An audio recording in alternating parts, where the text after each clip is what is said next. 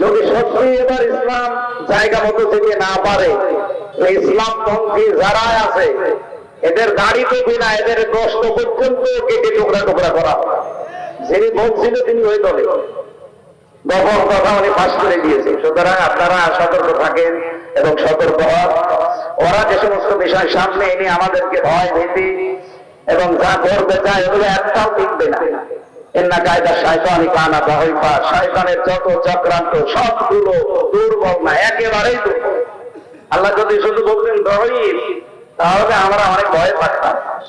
শয়তানের যত চক্রান্ত আছে সব শুধু দুর্বল না, একেবারেই দুর্বল। এজন্য আমাদের শুধু দাঁড়িয়ে থাকা দরকার।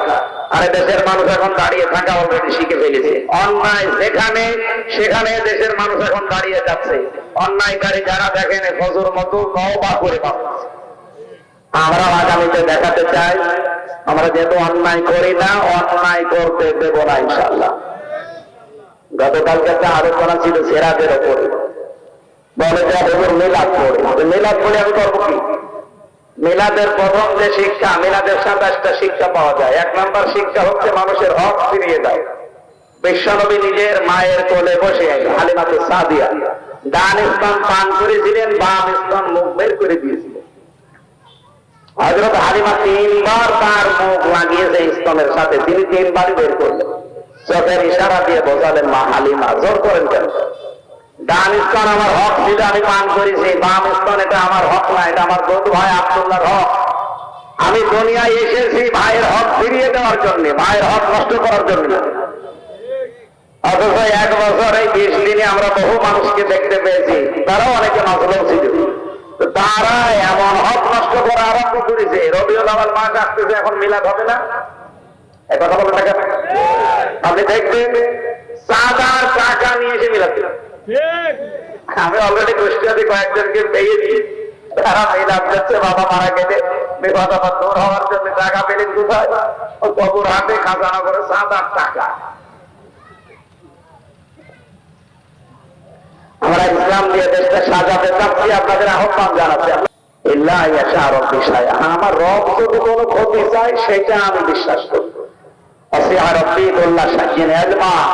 পৃথিবীর এমন কোন জ্ঞান আছে যেটা আপনার আসতে নেই? এরপরও কি তাদের লোকেরা শিক্ষা নেবে না? এ পর্যন্ত বলে তিনি শেষ করেন। এইবার আমার বাংলাদেশ সম্পর্কে কথা।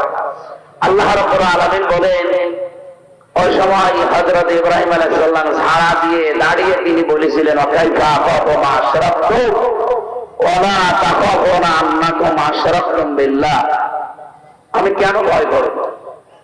আজ বাংলাদেশে আমরা মানুষের তৈরি করা আইন যারা কায়েম করতে চায়, ভয়ে তো থাকার কথা তাদের, কারণ তাদের কোনো দলিল নেই, তাদের নিরাপত্তার কোনো গ্যারান্টি নেই। কিন্তু আমরা যারা আল্লাহর আইনের দেশে কায়েম করতে চাই, আমাদের একমাত্র ভরসা একটা স্থল আছে। নাম কি? সবাই বলেন তো, নাম কি? আমরা মুসলিম যারা, তারা আল্লাহর নাম বলছি। অন্য ধর্মে যারা আছে তারা তাদের দেবতার নাম বলো, তারাও তো তাদের ওই দেবতার উপরে বিশ্বাস করে, ঈমান আনে। সুতরাং আমরা এদেশে যারা সত্যি মন থেকে রবের বিধান কায়েম করতে চায়, মানবতার সাথে থাকতে চায়, আপনারা যত বানানো কথা বলবেন এই পশু পাগলার মতো তত কষ্ট। আর বাস্তবতা এখনকার আগস্টের 5 তারিখের আগে বাংলাদেশ নেই। 1 বছর 20-21 দিন পার হয়ে গেল এই দেশটা স্বাধীন হওয়া দ্বিতীয়বার। এর ভেতরে ইসলামপন্থী মানুষদের চরিত্র কি অলরেডি এদেশের মানুষ এখন দেখে ফেলেছে। আপনি বলেন এই দেশে যারা সত্যি ইসলাম মেনে চলে, 1 বছর 20 দিনে তাদের একটা চাঁদাবাজির মামলা হয়েছে?